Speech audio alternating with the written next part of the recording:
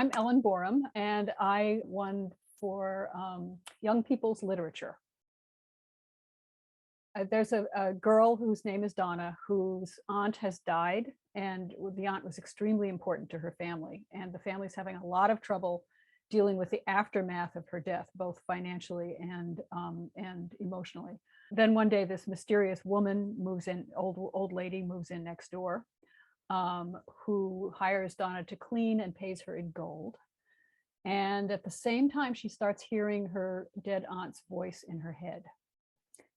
And something bizarre has moved into the river. I work with middle school kids. Several years back, a couple of my students had wonderful stories about dragons, and they had so much fun. And the dragons were so wonderful that I thought, I want to write about a dragon. So, and mostly I wanted to ride a dragon, but we do what's possible in this world, because it's reality, and it's a reality that kids certainly will have to deal with. I actually don't start out thinking, oh well, this is something children need to hear. I just kind of follow the story, and then at least on the first draft, I'm just kind of following the story, and then on revision, I may notice that, okay, so this is about grief.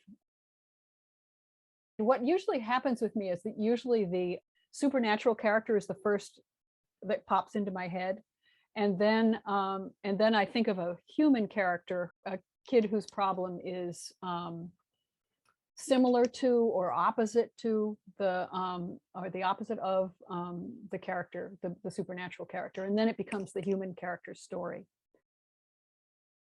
I work with a lot of kids who love to write, and that's what they do for like recreation. If they're bored, they start writing something. I was never that kid.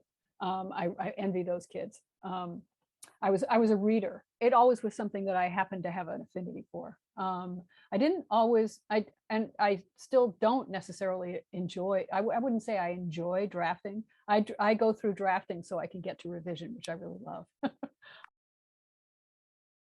I have to treat it as if I'm punching a clock. The way I do it is I sit down at the same time every day, usually either 8 or 9 o'clock, and I'm not allowed to eat lunch until I have 1,000 words. They don't have to be good words. They just have to be words on the screen. I find it's very helpful to know, okay, nobody has to read this but you. You just get the words down on paper and then go do something fun. We moved to Maine in 1984, and I wrote the first draft for my first book that fall. And it was the most god-awful thing you ever saw in your life. It was horrendous. And so I stuck it in a drawer and went off to do journalism, to do community journalism.